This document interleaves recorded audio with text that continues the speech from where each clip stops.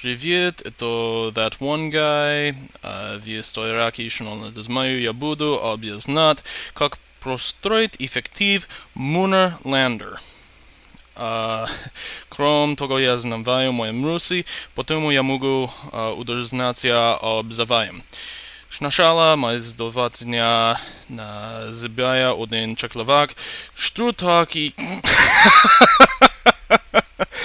Okay, I'm not gonna do that to you guys. I'm sorry. I couldn't resist. But in honest, I do actually need to keep up with my Russian. So yeah. Okay. All joking aside, I'm gonna talk about how to make an effective Munar Lander itself. Now, there's a couple ways to go about this. You can do very tall Munar Lander that has a descent pattern, and it would have an appearance something like, let me just get all the parts up here. It would have an appearance of something like this would be your lander stage, and you would go ahead and put legs, come on now buddy. You would go ahead and put legs on that, and it would allow for you to drop down to the surface of the Mun, land, and take off again potentially. That's one way to do that. You would not be able to slow down very easily, and I used to do this sort of design, but it's racked with all sorts of problems in 0.17. So, the better way to go about this, scrap this lower half. You know what? No. Scrap this middle half. Hold on to that. Now, the best way I have found to take care of this is, we start off, and this looks a lot like our orbiter that we talked about in Design School 2.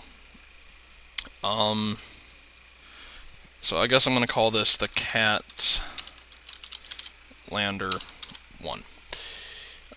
Just because I've been calling all of my tutorial rockets Cat when I haven't just been showing modifications on current designs.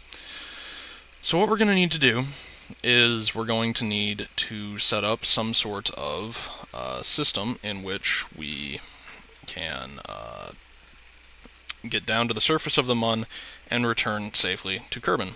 Now, I found a nifty little trick for this, is to take one of these, and we're going to need two of these.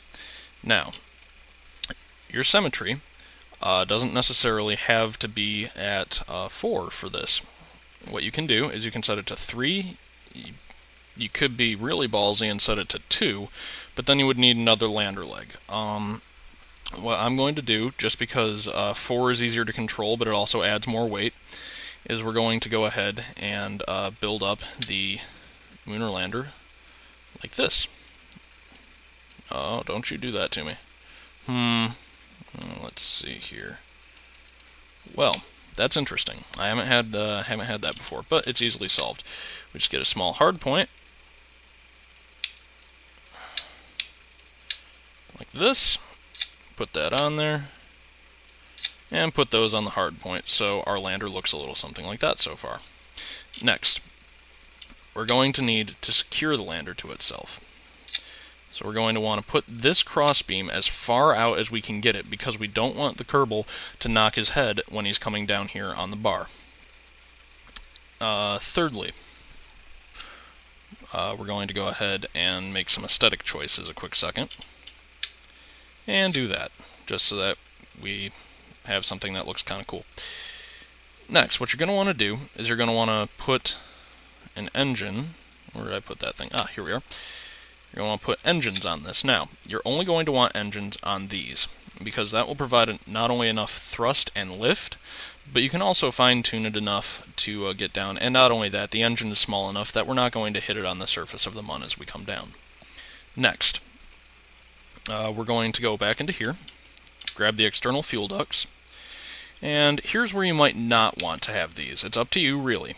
But if you have these, you're going to have to plug the ship in like this. And just plug it into the side. There we go.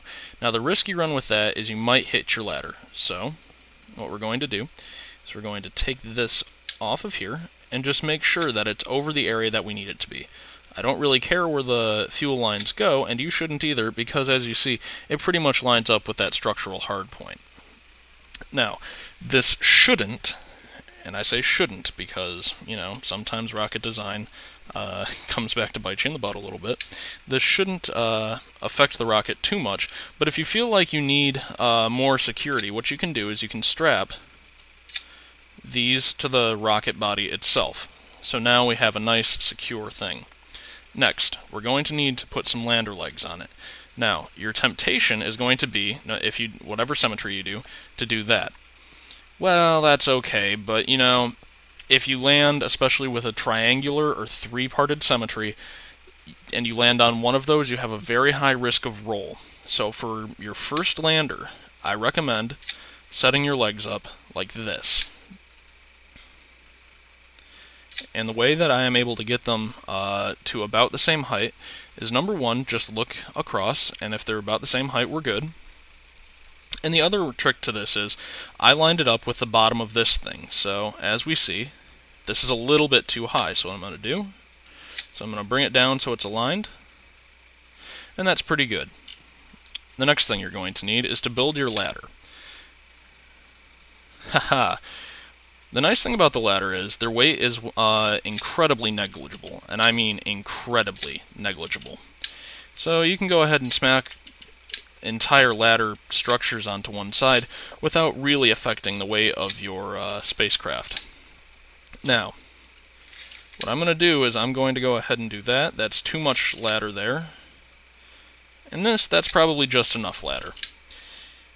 And the first thing we're going to do is we're not going to take it to the Mun before we do a sort of pad test with this. As you see, ladders can intersect, and that's very nice because they have unique properties about them. So the Cat Lander 1, that's your pretty simple lander. So we're going to save that up, and we're going to go out to the launch pad. Oh right, that had the that had those stability things. Double T18-A launch stability enhancement things. And we have Bob Kerman in the cockpit. So what we're going to do is, and we're not going to launch this thing at all. It will fly in Kerbin atmosphere, but we're not going to launch it. What we're going to do is we're not even going to bother with the SAS. We're going to hit G and let it pop itself up. Next, we're going to right-click on your extendable ladder, and we're going to click Extend. Now, while that's extending, we're going to click EVA. And we're going to go ahead and make him climb down the ladder. And as you see, the ladder just goes ever so gently into the ground. Hit space. There we go. We've got our little Kerbal right there next to his lander. That's a pretty good sized lander, and it's got a lot more fuel than it should, because this is a 400-liter fuel tank, and these are 200-liter fuel tanks. That's the equivalent of having 4 300-liter fuel tanks. And the amount of fuel that you have per tank goes up the fewer tanks you have, in theory. If you follow this design, and you do, say, a 3-suited, or 3-symmetry lander. So, when you leave the Mun, you're going to, hello there, aha, there we are. You're going to right-click your extendable ladder. You're going to climb back up into here, and you're going to lift off towards Kerbin. And I will cover how to do a Munar injection, but I know that there are a lot of videos about that. I have a video about it. I'm not entirely sure where it is, but I'm not going to cover it in this design school because I'm trying to keep the design school shorter, and I can't really test this here, so and a Mun landing itself takes 15 real-time minutes, and I would be talking you down the whole way. Now, when you come back to Kerbin, you're going to have this entire setup with you right here. And you're going to go ahead and spit this out into the atmosphere, and it will burn up. Now, you've probably noticed that I've got an RCS tank right here, and you're probably wondering, why didn't I add any RCS thruster blocks? That is a brilliantly good question, if you actually thought of it. The reason for that is, when you do the pad test, you don't need them, and they're purely aesthetic. All I have here is the basic lander itself, and all of the key components to make sure that I don't have anything that will interfere with the descent itself. So what you're going to do is you're going to set the symmetry, and I did that by tapping X. You're going to set the symmetry to what your lander is. So if it's a 3 symmetry lander, set it to 3. If it's a 6 symmetry, set it to 6. And what you're going to do is you're going to put that number of thruster blocks up here on the ASAS. Then what you're going to do is you're going to come down towards the bottom of the ship and put your thrusters down on the lander legs themselves. Now, because these don't ever separate, what you're looking at is a fully functioning orbiter pod / lander. Now, this particular design is only good for low gravity and atmospheric bodies. We're talking the Minmus, we're talking the Mun, the Minmus. We're talking Minmus, we're talking the Mun. If you can get it out there, we're also kind of talking Ike, but I wouldn't put too much faith and credit in getting back with this thing at that point because of the speeds involved with that, the altitudes, and the need to... Interplanetary is complicated. But just as I'm going to save this up. But just as a counter example, we're going to go ahead and look at a different design that I have for a lander. Here we go, the IP Lander 1. And I feel like I've come back to this a lot. But we're going to be taking a look at just the lander today, not the initial IP stage, which is right here. As you see, the lander itself, I've actually delegated into a 3-part symmetry. And the reason for that is weight. When you're doing very long trips, you want to have less weight because it takes less fuel to create the change in speed that you will need. Now, as you see here, don't do that to me. As you see here, I have these landing legs. And what I was talking about earlier with just smacking them on the outside here, while it is incredibly easy to do that, you run into the problem of if you don't land entirely right, you can land on one side of it and tip completely over. With this design, even if you land on, I'm just about to point at the screen again like you can see what I'm doing, even if you land with your focal point being right here, these two legs will use each other to push your ship upright. This is specifically designed for Duna and potentially Ike. I haven't really tried a mission to Ike. That might be a good video, actually. I think I know what I'm doing next now. As far as just my normal videos, my rocket design schools are completely different.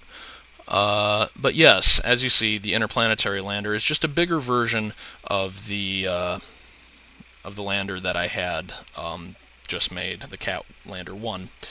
It also has some other various nuances to it. It has parachutes instead of caps, and that's for landing on Duna. If you tried to land this anywhere else besides Duna, it would not it would not go over well. But this has been that one guy for Rocket Design School 03 saying, Das Vidanya, have a nice day. Thank you for watching.